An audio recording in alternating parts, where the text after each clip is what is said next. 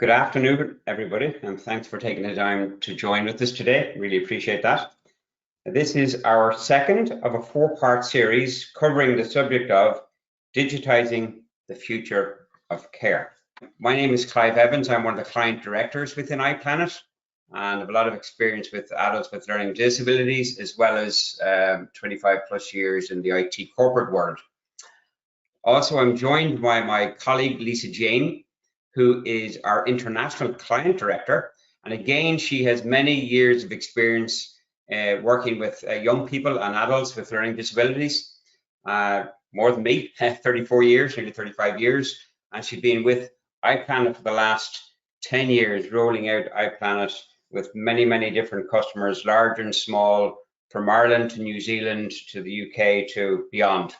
So Lisa Jane, as I say, will cover off doing the demonstration later on in the presentation today. I'll walk through some slides and then Lisa Jane, as I say, will cover off the demo and the tool itself. Just a little bit about iPlanet in case you're wondering who we are. It was basically founded just over 17 years ago out of personal experience, really to build a solution ensuring that the person was at the very center of that. And really, since its inception, iPlanet has partnered with providers, commissioning bodies, inspector teams, right throughout different geographies across the world to ensure that the solution that we have come up with is actually going to meet the need that is required. The team, as I said, is largely made up of professionals who have worked in the care sector. So yes, we've got IT experience, but very much hands-on experience in the care sector, whether that be registered managers, whether it's just working on the ground with the individuals as well. It makes up of a lot of experience within the care sector. And also, we're very much a value-based driven organization. So really evidencing value and enabling customers, enabling providers like yourselves to enable you to evidence value that you're bringing to the table for the people that you're supporting, enabling inclusion, ensuring that the people that you're supporting are being included, their support circle are being included in terms of provision of support and helping them reach their goals and aspirations, and also being very transparent in how those services are being delivered. And Lisa Jane will touch on some of this stuff as we go through the demo. And then driving accountability, making sure that yes, you're equipping your staff to be positioned well to provide service, but also providing good visibility around governance to drive that accountability as the services are actually being delivered themselves. So that's just a little bit about iPlanet. As I said, this is the second part of a four series session, and the last session really covered off digitization as a theme in the care sector, both in the UK and Ireland. And we looked at some of the well-established operational benefits that can bring by putting in digitized solutions. We also discussed the common key goal of providers, which is putting people at the heart of the care that you're providing, focusing particularly on personalization and also outcomes. So getting away from just that task-driven, but to really focusing in on outcomes. And then the latter part of the last session, Lisa Jane demonstrated how iPlanet could be used to achieve those key points and enabling providers to really evidence and highlight best practice that they're providing throughout their services.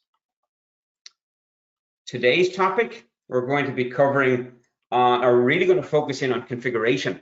Providers are delivering many services and obviously need an IT solution to facilitate them in delivering those services.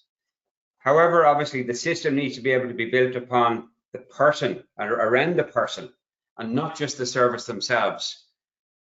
We recognize a system does not meet, one size does not meet all. It's basically, it's each individual is unique. We're all unique. We're all individuals. We have our own personal desires, aspirations, our own needs. And it's important that the system that's deployed and that's selected by providers is actually going to meet the needs of the individual themselves. And also, as we've seen, as we engage with many different providers, we're seeing many services are getting more complicated, more complex, and really in terms of providing very bespoke services to meet the person's need. And that's very, very important. And being able to build upon an out-of-box standard type solution to meet that person's specific needs. So being able to start off with the basic, but then build upon that, particularly as needs changes as well. And also, obviously, we want to touch on when using a system. You know, obviously, each provider, as you're using a system, you're capturing a lot of data as you go along, as you're using it. And therefore, you want to be able to utilize that data. So it's important that the system is configured in such a way that you're able to use the data to be able to use it effectively for reporting, and also to be able to evidence that you're providing a good service and relevant service for all your service users. So that's what we're hoping to cover off in the time we have today with you. And obviously, you know, basically we've got, you know, configuring digital care solutions, it's no mean task, but it is something that's very, very achievable. And you know, ideally, providers want a system that can be configured, yes, to meet their needs, but they want to be able to tweak it to configure to meet their specific needs to the people they're supporting. And obviously, when you look at your different providers, and even within your organization, yes, you've got the service user at the heart of all that you're trying to do and support and deliver the services, but you've also got the support circle. So whether that's family members, friends, whether it's advocates, whatever it might be, those different individuals that can be part of that support circle. You've got provider, staff and management, so your own staff within your own organization. You've got commissioning bodies, you've got councils, whether it's trusts, whether it's funders, you've got to bear in mind their needs. And then also, obviously, you've got, depending on what geography you're in, whether it's Ireland, UK, you've got the different inspector teams, whether that's CQC, whether it's the Scottish, whether it's the HICWA, whether it's the RQIA inspection body, whatever the inspectorate body is. All of these individuals have got various and different needs. So it's important that when you go to look at a system, that you're being able to configure it in such a way to meet these needs as well. And then not only do you have the different individuals across these different elements, you've also got different services. So maybe you're a provider that is focusing on learning disability or intellectual disabilities, or maybe mental health, or older persons, or residential, and so on. Or maybe a combination of those services. So it's not necessarily just having one service that you're providing for, but you need a system that's going to be facilitating providing multiple services possibly. And when you take those into account, then what we see here is obviously you've got very different data needs as you're rolling out your different services. So obviously things like, and this isn't comprehensive, but it gives you a flavor for the different data points that you would be capturing as you're looking at using a system. You have person-centered plans. You're going to have the personal profile minimum data set. So a lot of countries now, whether that's the UK as an example, where they would have a minimum data set. Now, I'm a little bit amused when we say a minimum data set because there's quite a lot of data within that minimum data set. So it's kind of interesting words. But there basically are a piece of information, and Lisa Jane will demonstrate that's configured within our system to meet those minimum data needs from an inspectorate perspective. And that's very important as you roll out any system, to make sure that those minimum data sets that the inspectorate and commissioning bodies expect you to have are built into the system and configured within the system for your needs. You also then have goals and outcomes, personal calendar, you've got assessment, you've got risk management, you can have bespoke notes and logs, KPI reporting, obviously depending on your geography and depending on the services, you will have different KPIs that you're wanting to monitor and focus upon.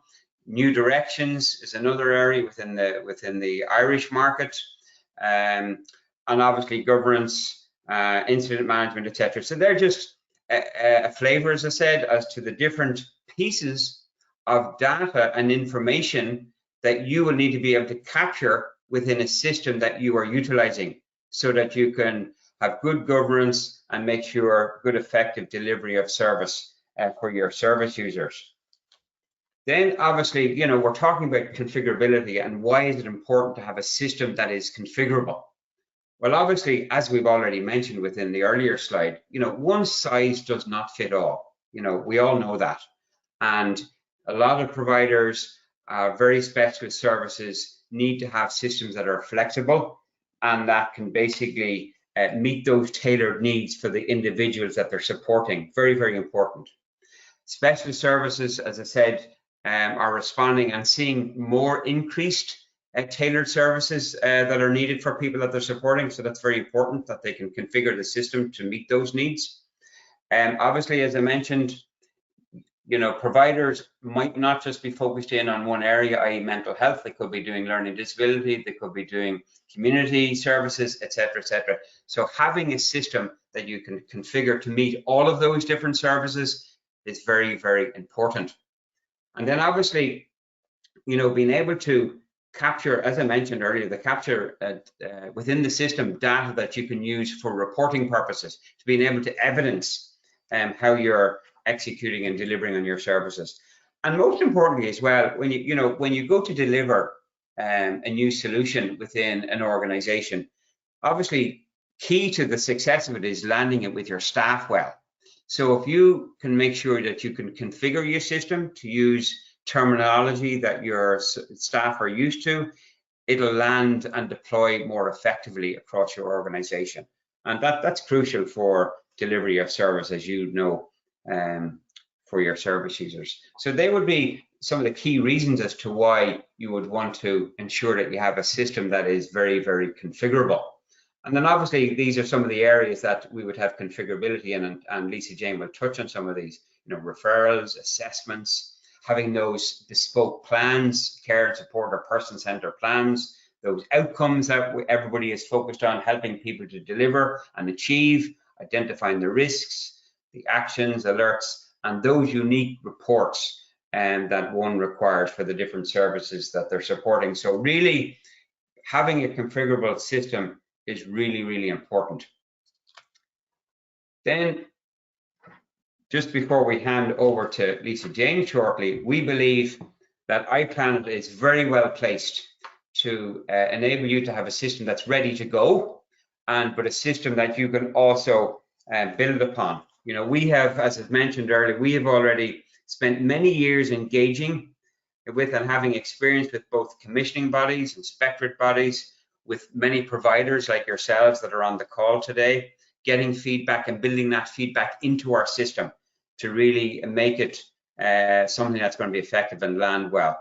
Obviously, we have a very adaptable, it's very inclusive software here that we're going to demonstrate today, and it really puts people at the heart of the services, driving those operational efficiencies, making sure there's quality excellence in the areas of care planning, risk management, service delivery, and the whole monitoring aspect of the service as well. So really, you can see here on the slide, we've got the core modules, which would come with our core product. And then you can also, as your service requires, because as I mentioned, there's one size doesn't fit all. So you can then build upon that core product, which is the components that are up here, and you can add additional modules as seen down below here, depending on your needs. And we wouldn't have time to go into each one of these today. We'll be touching on some of them, and in other sessions or other parts of the series, we'll touch on others as well.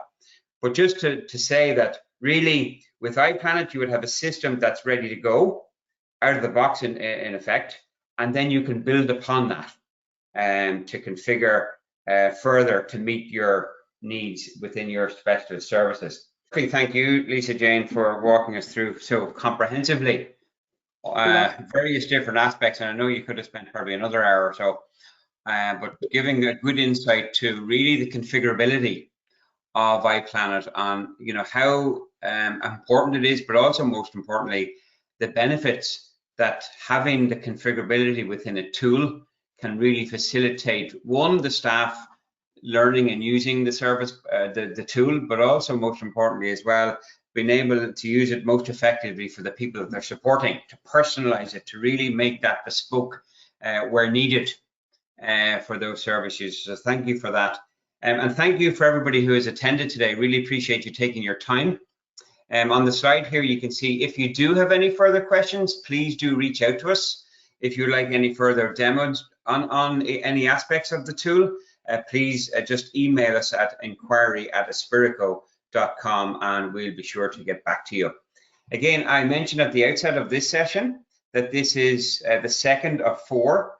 So the third session will be on August 15th at 2:30, and it will be covering the user perspective, making digital easy for everyone that uses it. So we really look forward to seeing you back at that session. And as I say, if you have any questions in the meantime, please do reach out. So thanks again for taking the time today.